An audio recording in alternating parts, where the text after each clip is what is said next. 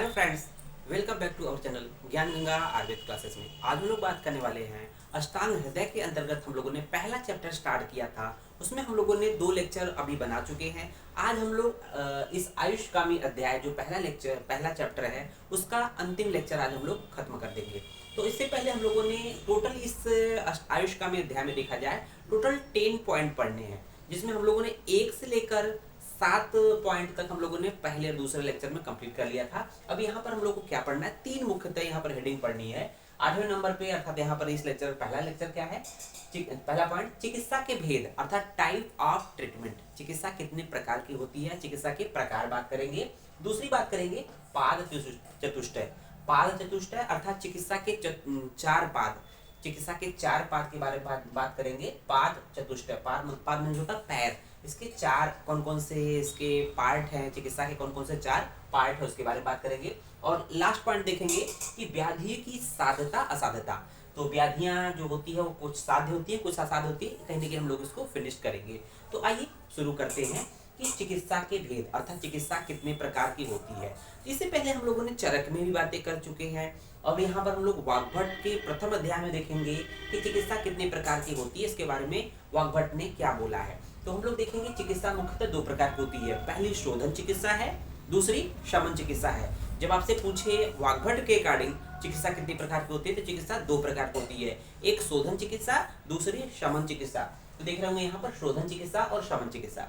जो शोधन चिकित्सा होती है, तो सबसे पहले हम लोग शमन की बात करेंगे। क्यों बात करेंगे, शमन चिकित्सा क्या होती है कि जैसे नाम है शमन, शमन का मतलब होता है दबा देना। शमन का मतलब क्या है, दोषों को दबा देना। अर्थात कि जब शरीर में दोष अल्प कुपित होते हैं, शरीर में दोष क्या है, अल्प कुपित हो रहे हैं। क्योंकि हम लोग जानते हैं जब दोष साम्यावस्था में होते हैं तो क्या होता है, व्यक्ति स्वस्थ बना रहता है, निरोगी बना रहता है। लेकिन जब दोष कुपित होते हैं, चाहे वात पित्त कफ जो शरीर के दोष होते हैं वो कुपित होते हैं, तो कहीं ना कहीं विभिन्न रोगों की उत्पत्ति करते हैं। लेकिन उसकी कुपित होने की कंडीशन 2 है, मतलब 2 तरह के होते हैं। एक तो बहुत ज्यादा मात्रा में कुपित होते हैं, एक थोड़ी मात्रा में कुपित होते हैं।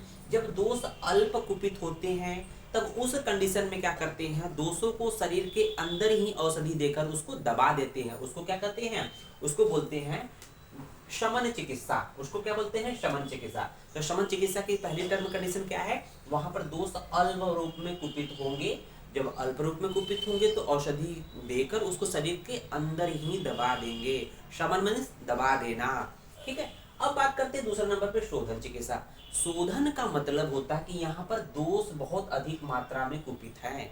जब शरीर में दोष अर्थात वात पित्त कफ बहुत अत्यधिक मात्रा में कुपित होते हैं तो उसको शरीर के अंदर दबाया नहीं जाता, उसको और उभार करके बाहर निकालने की कोशिश किया जाता है। तो कहीं न कहीं यहाँ पर चाहे मुख मार्ग से चाहे गुदा मार्ग से इसको निकालने की कोशिश करते हैं। तो यहाँ पर देखेंगे जब दोष अधिक है तो शोधन चिकित्सा की जाती है। तो आपने नाम सुना होगा, बमन है, विरेचन है, वस्ती है, ये शोधन चिकित्सा के अंतर्गत आते हैं। इसमें क्या कहते हैं कि मुख मार्ग से या गुदा मार्ग से शरीर को बाहर निकालते हैं। तो इसी के सीक्वेंस में आचार्य वाग्भट ने बहुत बढ़िया युक्ति दी है जो आपको वेरी वेरी इंपॉर्टेंट है, इसको याद रखना चाहिए, आपको जीवन पर्यंत ये काम आएगा। ये जो श्लोक है जीवन पर्यंत काम आएगा। चाहे आप किसी भी प्रॉब्लम में हो, चाहे आप चिकित्सक बन जाइए, चाहे किसी भी फील्ड में चले जाइए, इस चीज को ध्यान रखिएगा। क्या है देखिए, बहुत ही छोटे श्लोक में बहुत ही सुंदर तरीके से उन्होंने एक्सप्लेन कर दिया।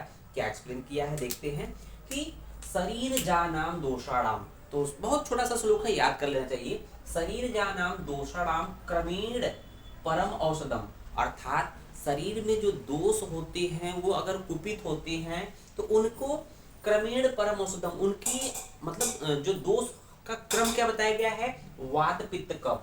जो दोषों का क्रम बताया गया है, पहले नंबर पे वात है, दूसरे नंबर पे पित्त है, तीसरे नंबर पे कफ है। तो ये दोषों का क्रम हम लोग पढ़े हैं। पहले नंबर पे वात पढ़ते हैं, दूसरे नंबर पे पित्त पढ़ते हैं, तीसरे नंबर पे कफ पढ़ते हैं। शरीर जानाम दोषाणाम क्रमेण परम औषधम। जो दोष क्रम से हैं कि वात पित्त कफ, इनका क्रम से क्या औषध है, क्या चिकित्सा है, ये वाग्भट बोलते हैं। तो ये दूसरी लाइन में उसकी चिकित्सा है या उसकी औषधि बताई गई है। तो देखेंगे वस्ती पहले नंबर पे। तो यहाँ पर वात दोष की श्रेष्ठ चिकित्सा, वात दोष की श्रेष्ठ चिकित्सा पूछी जाए तो वस्ती हो जाएगी। वस्ति विरेको, विरेक किसका है, दूसरे नंबर पे आ गया, इसका मतलब पित्त दोष की श्रेष्ठ चिकित्सा क्या है, विरेचन हो जाएगी। और बमन, बमन जो कि तीसरे नंबर पे आता है, तो कफ दोष की श्रेष्ठ चिकित्सा, अगर कफ दोष प्रकोपित है तो उसकी श्रेष्ठ चिकित्सा क्या होगी, बमन होगी। इसको एक एक करके लिख देते हैं। वात दोष की श्रेष्ठ चिकित्सा वस्ति, पित्त दोष की श्रेष्ठ चिकित्सा विरेचन,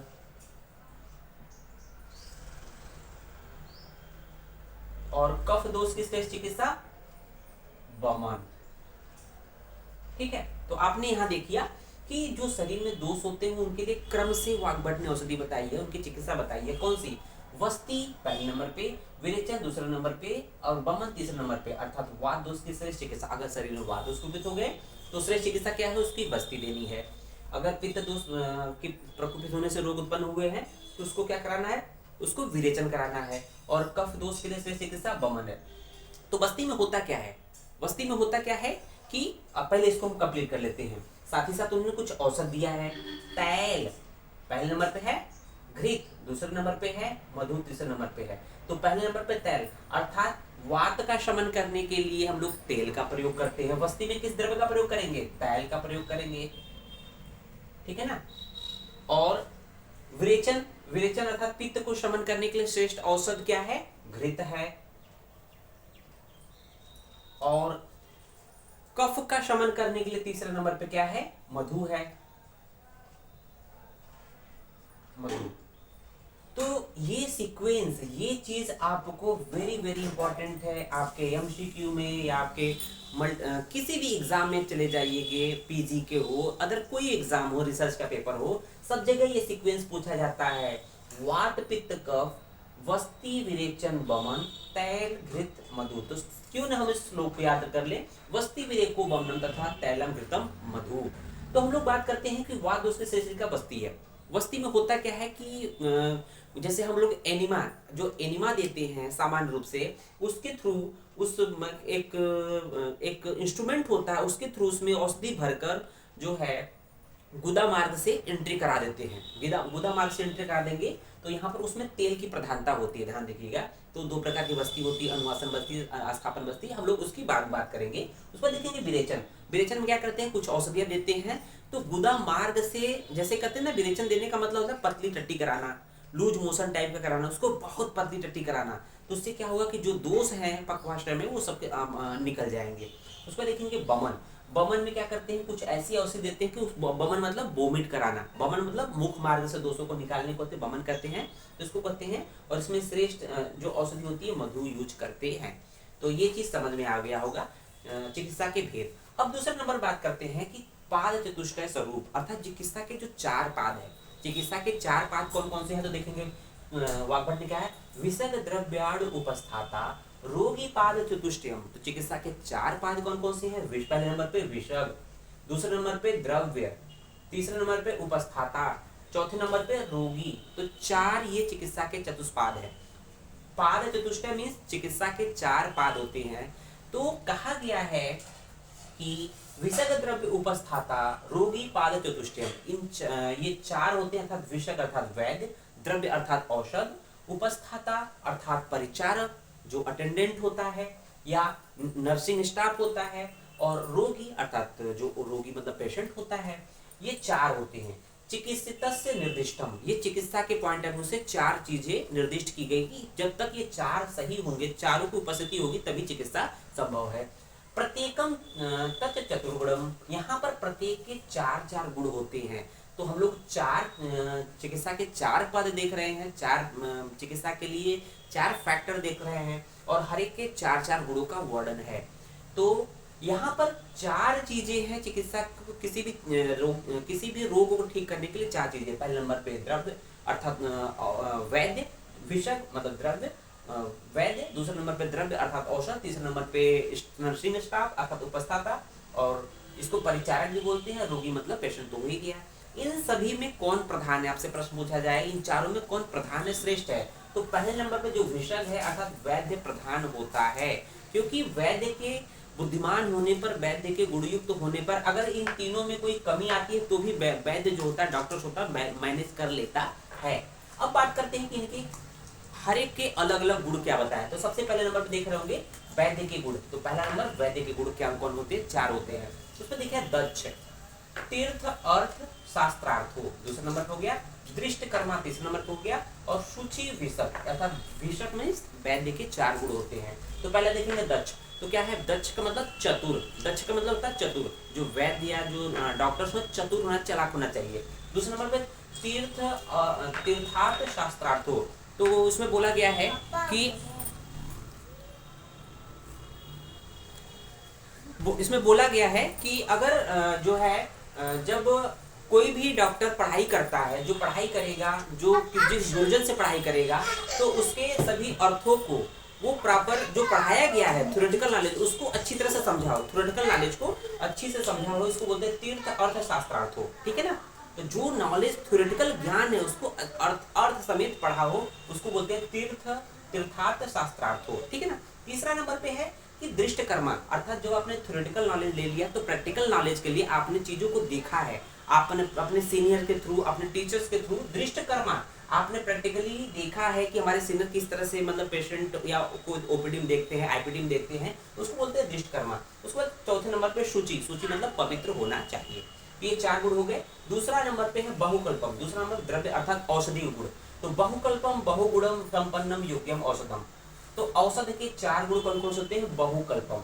बहुकल्पम का कल्प मतलब होता है प्रिपरेशन, कल्पना, बहु मतलब बहुत ज्यादा, कल्पना मीन्स प्रिपरेशन। जैसे हम लोग कहते हैं ना कि हम लोग कोई टेबलेट के रूप में होती है औषध, जो औषध होनी चाहिए उसके अनेक फॉर्म में होना चाहिए। मान लीजिए चूड़ के रूप में हो, वटी के रूप में हो, क्वाथ के रूप में हो, सिरप के रूप में हो, अवलेह के रूप में हो, तो ये बहुत तरह से होनी चाहिए। तो ये औषधि गुण है।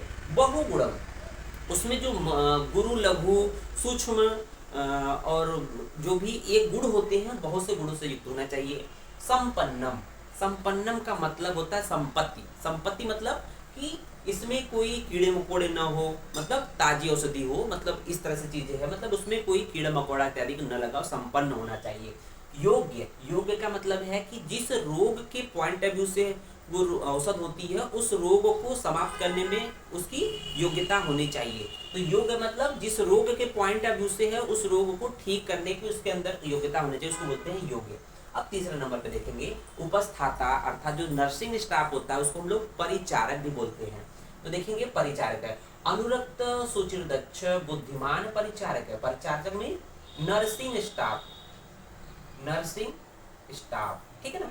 तो नर्सिंग स्टाफ अर्थात परिचारक, या इसको हम लोग उपस्थाता बोलते हैं। उसके क्या गुण है, 4 गुण देखेंगे। तो अनुरक्त, अनुरक्त मतलब होता है स्नेह, रोगी के प्रति स्नेह करने वाला। ऐसा नहीं है कि बहुत उल्टा सीधा बोले रोगी से, मतलब लगाव रखेगा तो जल्दी ठीक होगा। सूची, सूची मतलब होता है पवित्र होना चाहिए, भाई साफ सुथरे कपड़े पहने, अच्छे उसका मन पवित्र हो, शरीर पवित्र हो, नहाया धोया हो। और दक्ष, दक्ष का मतलब तो जानते ही हैं, चतुर होना ही चाहिए। दक्ष का मतलब जो पेशेंट, जो परिचारक है, नर्सिंग स्टाफ भी चतुर होना चाहिए। कभी कभी रोगी बहला फुसला देते हैं कि हमने दवा खा लिया, नहीं, उसको देखना चाहिए कि इसने दवा खाया है नहीं खाया है, या हमारी बातों को मान रहा है नहीं मान रहा है। उसके बाद बुद्धिमान, तो नर्सिंग स्टाफ को बुद्धिमान तो होना ही होना चाहिए। उसके बाद बात करते हैं चौथे नंबर पे हम लोग कि रोगी के 4 गुण कौन कौन से होते हैं। तो रोगी के 4 गुण देखेंगे। आढ़्य रोगी सबसे ज्यादा इंपॉर्टेंट है। वाग्भट ने बोला है कि आढ़्य रोगी मीन्स रोगी धनवान होना चाहिए। जो आप देखते हो कि जो पैसे वाले जो लोग होते हैं वो जल्दी ठीक हो जाते हैं, मतलब उनका ठीक होने लायक रोग रहता है, तो बड़े बड़े हॉस्पिटल उन्हीं के लिए है ना। तो कारपोरेट हॉस्पिटल में देखते हैं बड़े बड़े रोगी को आलिशान मतलब कमरे दिए जाते हैं, रूम दिए जाते हैं, प्राइवेट रूम दिए जाते हैं। तो कहीं ना कहीं आढ़्य रोगी, वाग्भट बोला कि जो रोगी होना चाहिए धनवान होना चाहिए, पैसे वाला होना चाहिए, मालदार होना चाहिए, जिससे कि जल्दी लोग उसको उसकी चिकित्सा कर सके। दूसरा नंबर देखेंगे विषगवश्यो। विषगवश्यो मीन्स कि डॉक्टर या वैद्य के वश में हो। ऐसा नहीं हो कि इसका कहने का मतलब कि जो बात वैद्य बताएं कि ये दवा ऐसे खानी है, ये चीज नहीं खानी है, ये चीज खानी है, तो उसकी हर एक बात को मानने वाले को बोलते हैं विषगवश्यो, अर्थात वैद्य के वश में हो। कहने का मतलब जो डॉक्टर कहे उसकी हर एक बात माने। उसको देखेंगे ज्ञापक। ज्ञापक का मतलब होता है कि ज्ञानी होना चाहिए, उसका ज्ञान होना चाहिए, ठीक है ना। ज्ञापक मीन्स उसको बुद्धिमान होना चाहिए। ऐसा नहीं कि आपने कोई लल्लू पंजू आ गया, कोई देखते हैं कि कोई पागल टाइप का या जो मानसिक रोगी जो पेशेंट होते हैं उनको याद नहीं रहता कि कैसे खाना हो। 10 बार आपसे पूछेंगे कि अच्छा ये सुबह खाना है, ये शाम खाना है, एक बार दो खाना है। तो इस तरह की चीजें, इसको ज्ञापक मीन्स उसको ज्ञान होना चाहिए, ज्ञात होना चाहिए। लास्ट में देखेंगे सत्ववान अपि। सत्ववान का मतलब वो मन से बहुत स्ट्रांग होना चाहिए।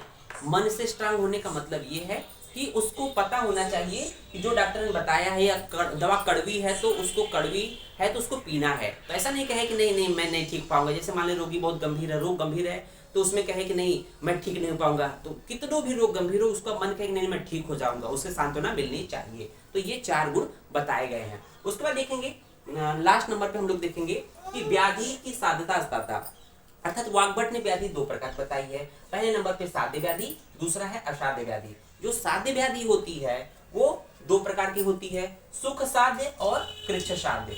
सुख साध्य मतलब जो आसानी से साध्य हो जाए, अर्थात हर एक वर्ग, जो कोई भी औषधि या जो रोगी हो आसानी से ठीक हो जाए, उसको बोलते हैं सुख साध्य। उसमें बहुत कठिनाई ना हो, ना बहुत चीड़ फाड़ की जरूरत पड़े, ना कोई सर्जरी, विदाउट सर्जरी के जो ठीक हो जाए उसको हम लोग सुख साध्य बोलेंगे। कृच्छ साध्य वो व्याधि होती है, रोग होते हैं जो जिसमें जो कि बहुत कृच्छ मतलब कठिनता, जो कठिनता के साथ ठीक हो। इसका मतलब इस तरह के रोग जिसमें जो शस्त्र छार अग्नि कर्म के द्वारा ठीक हो अर्थात सर्जरी के द्वारा ठीक हो, उस तरह के जो रोग होते हैं वो कृच्छ साध्य होते हैं। उसको देखेंगे असाध्य। जो असाध्य के पुनः 2 भेद बोले गए हैं। तो याप्य, याप्य का मतलब होता है कि ऐसा रोग जिसको औषधि या चिकित्सा करने पर उसके लक्षण तो समाप्त हो जाए, लेकिन वो जैसे ही उसकी औषधि हटा दे पुनः वो रोगों के लक्षण पुनः आ जाए। जैसे डायबिटिक का पेशेंट देखते होंगे कि जब तक टेबलेट खाता है, डायबिटिक की दवाएं खाती है, तब तक तो ठीक रहता है। जैसे ही आप टेबलेट खाना बंद कर देते हैं पुनः शुगर लेवल बढ़ जाता है, उसके जो डायबिटिक या प्रमेह के लक्षण होते हैं पुनः आ जाते हैं। तो इस तरह के रोग को हम लोग याप्य कहते हैं। और चौथा है अनुपक्रम। अनुपक्रम मतलब होता है कि जो असाध्य होता है, जिसकी कोई भी चिकित्सा न हो। अन मतलब नहीं, उपक्रम मतलब चिकित्सा, जिसकी कोई चिकित्सा नहीं हो उसको बोलते हैं अनुपक्रम। अर्थात ये कंप्लीटली असाध्य है, इस तरह के रोगों की चिकित्सा बिल्कुल नहीं करनी चाहिए। तो इस तरह से हम लोगों ने इस बात को कंप्लीट कर लिया। उम्मीद है वीडियो आपको पसंद आया होगा। वीडियो को लाइक, शेयर और चैनल को सब्सक्राइब जरूर करें अगर आप चैनल पे नए हो। धन्यवाद।